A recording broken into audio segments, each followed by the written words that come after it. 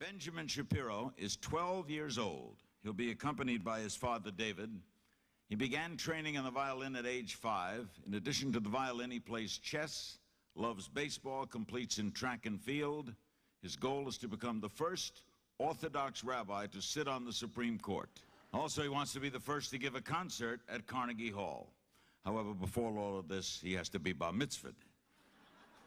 He will play for us the theme from Schindler's List. Ladies and gentlemen, Benjamin Shapiro.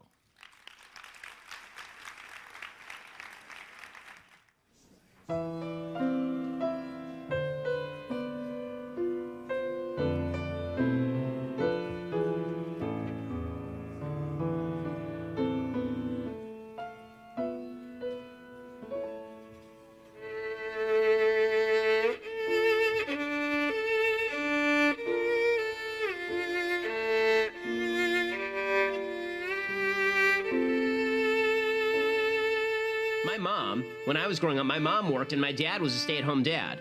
And my mom didn't sit around wondering, can I run film and television companies? I don't know. I'll have to think about whether Hillary Clinton could become president. My wife is a doctor, okay, which means she's accomplished more in her short life than Hillary Clinton has in her entire life. My wife's a doctor who takes care of people.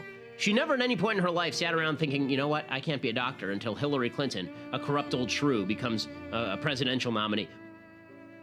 The idea that we're supposed to correlate your level of outrage with a certain level of justification, in other words, the more outraged you are and the more angry you are, the more justified you must be, is absolute nonsense.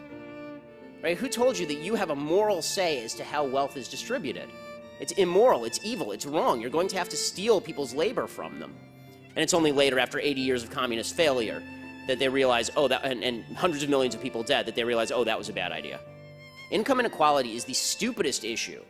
Income inequality means nothing. I have a lot of income inequality with Bill Gates, but I'm doing pretty well, and I don't care that Bill Gates is doing really well. The only thing we should all care about is that there are poor people. We should figure out how poor people can do better, not how to make Bill Gates less rich. So when you have women who say, it's in my womb, I get to decide based on what I feel today. I look into my heart, and I decide whether this is a child or not. Well, it turns out that in human history, there's a long and inglorious chain of people who said, I get to decide whether this person is a person or not, and it never ends with anything but mass death. What's in there is not a random piece of tissue. At the very least, even if you don't believe it's a life yet, it's certainly a potential human life, and that seems to be more valuable than your convenience. I'm not sure whether their standards are necessary. I'm also wondering exactly why it's so necessary to keep me personally out. So am I to understand that if I take 3 steps forward, you'll attempt to have me arrested?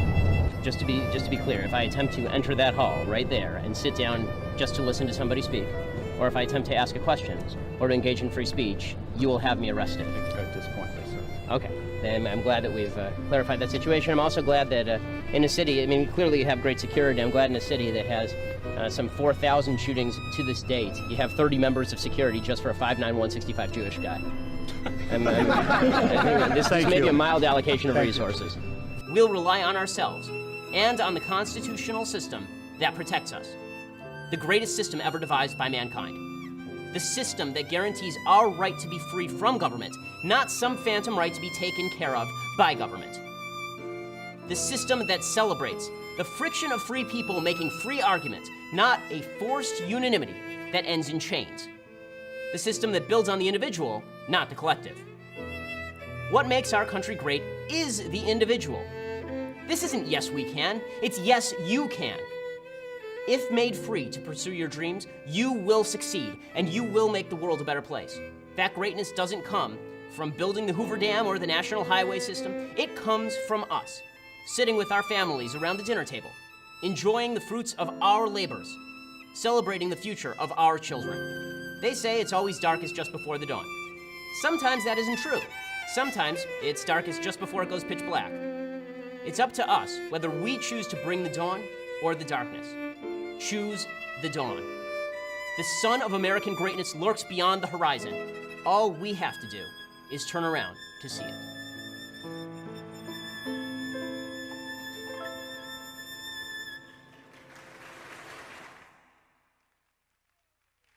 Benjamin Shapiro. This guy, by the way, is considered a leading Trump ally, Alex Jones. I don't know why! I can't understand it! Look at this! Look what's underneath here! It's another shirt! Why?